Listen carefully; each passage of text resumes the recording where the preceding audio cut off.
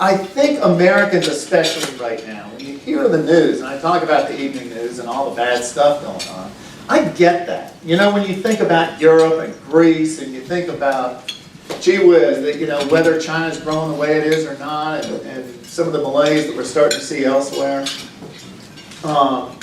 there are challenges. I mean, we have our own challenges. We have unacceptably high unemployment. We have an economy that's just not growing fast enough and creating enough jobs. And somehow, as leaders of the enterprise, as we all are, we've got to take responsibility for making that better. And I get a real kick out of that. But one of the things I'm worried about, and I see it in the media, and I see people talking about it in Washington, I almost think it's a way to lower expectations. Is this new normal? Oh, there's a new normal. Well, that's garbage. There is no new normal. American citizens deserve better than unacceptably high unemployment and low economic growth. And we can do something about that. But we've got to have the will to do it. Now, I'm on the board of the Atlanta Fed, and I spent some time up now in Washington with the Federal Reserve Bank and visiting with Bernanke and Janet Yellen and the whole crowd. And I think they're terrific folks, and I think they're doing everything they can. From a monetary policy standpoint, we're doing everything we can as a nation. It is arguable, and I think even Bernanke himself said, have we done enough? And when you think about kind of an accommodative interest rate environment, you can worry you're building an interest rate bubble. With quantitative easing, are we adding more risk to the nation's balance sheet than the marginal benefit that we are in fact creating? And so there's a real interesting idea evolving right now as to when we start to unwind this position as a strategy to help the American economy grow. But I would argue from a monetary policy standpoint, we've done everything we can do. And we've got to think about how we unwind or change the course of action as the economy strengthens. The real issue for us is not monetary policy, it's fiscal policy. And we all know that we have a hard time getting the Democrats and the Republicans to get together, to do something constructive. And that's both Congress and the administration. And so we got a lot more work to do there, but we can do it. One of the things I'm thrilled with is that I think the energy sector in this challenged environment allows us a chance to play offense in this otherwise tough environment.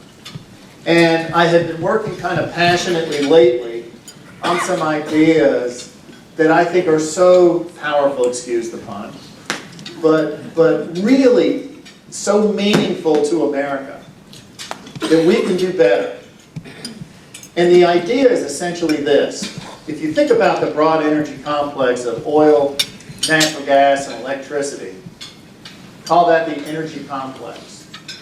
I think America, North America broadly, and I'm working on behalf of folks like the Business Roundtable, Dave Cote and I, he's the CEO of Honeywell, co-chair an effort to put forward an idea where perhaps by the end of this decade, if we have the will, we can become a net energy exporter for the first time in our country's history.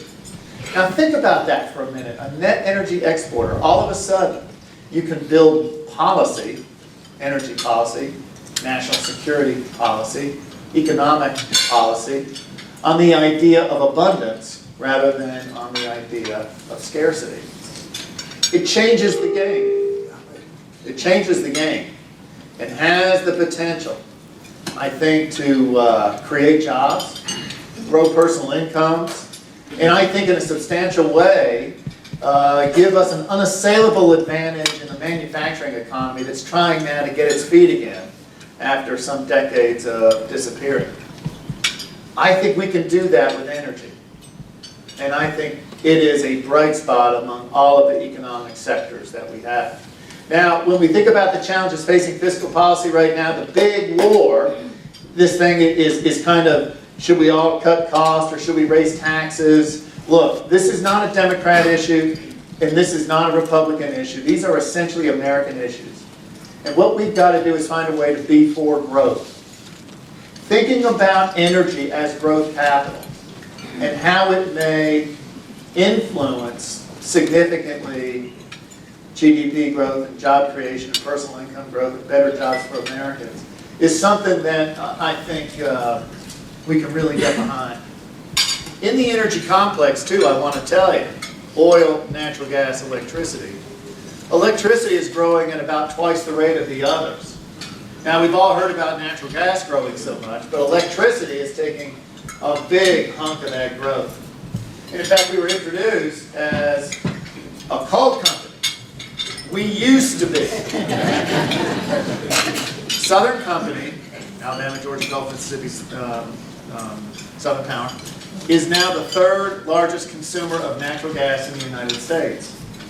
We've made this enormous shift, and in fact, enormous shift. Southern Company, taken as an aggregate, produces about as much electricity, maybe a little bit less, but about as much electricity as the nation of Australia. And what we've been able to do in about 6 years is move our energy mix from about 70% coal, 16% natural gas, to now about 45, 47% natural gas, 35% coal. Cut our coal in half, and we've grown natural gas immeasurably. And so this is a very exciting time for us. We are rewriting, I think, our challenge and our obligation. And when I say obligation, and the other thing you mentioned I just love to talk about is our influence in Washington, or the influence we want to have. Because everything we do is designed to benefit the customers we serve here in the Southeast. And one of the important points that I want you to understand is that of the 4.6 million customers that we serve, fully 48% of the families that are customers of our businesses make less than $40,000 a year. And I think those people make tough, kitchen table, economic decisions every day. So why can't Congress? Why can't we? We all share that obligation and that responsibility.